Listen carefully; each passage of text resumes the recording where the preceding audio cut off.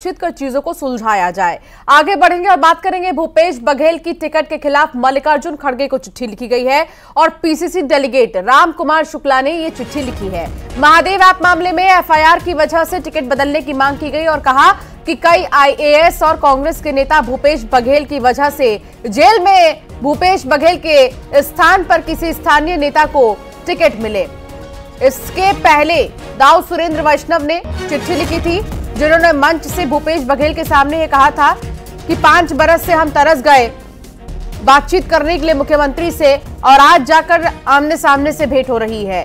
लेकिन अब एक चिट्ठी भी लिखी गई है भूपेश बघेल के खिलाफ। उन्हें टिकट दिया गया है राजनांदगांव से और इसको लेकर मल्लिकार्जुन खड़गे जो कि कांग्रेस के अध्यक्ष है, राष्ट्रीय अध्यक्ष है, उन्हें चिट्ठी लिखी गई है और कहा गया है कि भूपेश बघेल की जगह किसी और को टिकट मिलनी चाहिए, बल्कि स्थानीय नेता को टिकट मिलनी चाहिए। नहीं, मैं भी तो यही जानना चाहता हूं कि दुर्ग छोड़कर क्यों चले गए। जिस जनता ने उनको सम्मान दिया, इतनी बड़ी विरोधात्मक गतिविधि उनके विरोध में पूरे प्रदेश में थी, फिर भी जनता ने उनको सम्मान दिया। उस जनता को छोड़कर वो चले जा रहे हैं। और राजनांदगांव में तो उनका विशेष विरोध है। राजनांदगांव के ऐसे कई संस्थान हैं जिनको उन्होंने बंद कराने की कोशिश की।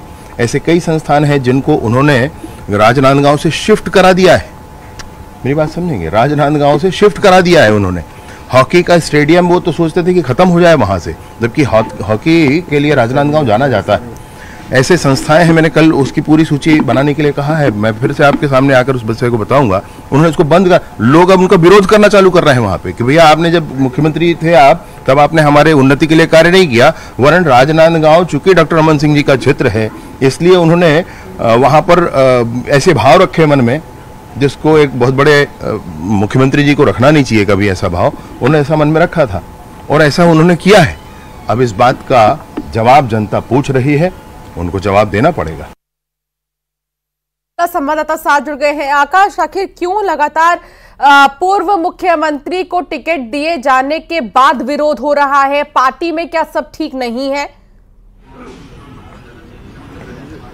जी बिल्कुल, देखिए जिस तरीके से विधानसभा चुनाव में कांग्रेस का रिजल्ट आया और जो इन लोग हार गए एक तरह बुरी तरीके से, भूपेश बघेल सीधे बैकफुट पर है। अब लोकसभा चुनाव में भी उसका असर साफ देखने को मिल रहा है। आप देखें कि इससे पहले मंच से दाऊ सुरेंद्र वैष्णव ने उन पर आरोप लगाया था, कार्यकर्ताओं की उपेक्षा का आरोप लगाया था, लगातार बातों को अनसुना करने का आरोप लगाया था। और एक बार फिर अब जो प्रदेश कांग्रेस के सदस्य है राम कुमार शुक्ला, उन्होंने मल्लिकार्जुन खड़गे को पत्र लिखकर विरोध किया है। इनको राजनांदगांव से टिकट देने का विरोध किया है। उनका कहना है कि यहाँ इनको जो टिकट दिया गया है, इनका टिकट बदल दिया जाए। कारण इन्होंने ये बताया है कि महादेव ऐप में इन पर एफआईआर हुई है, इनका नाम आया है। इसके साथ ही इससे पहले आप देखेंगे कि अरुण सिंह सिसोदिया जो पूर्व महामंत्री थे कांग्रेस के, उन्होंने भी कई गंभीर आरोप लगाए थे। इनके भूपेश बघेल के जो पूर्व सलाहकार थे विनोद वर्मा और रामगोपाल अग्रवाल,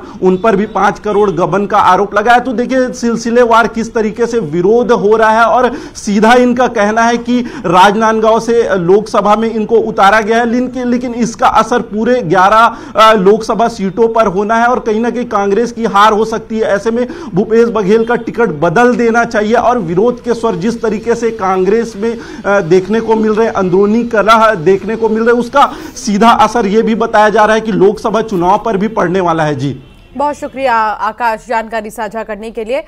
देखना होगा कि आखिर इसका असर लोकसभा चुनाव पर कितना पड़ता है, क्योंकि कांग्रेस को लेकर जो बातें सामने आ रही थी गुटबाजी की, वो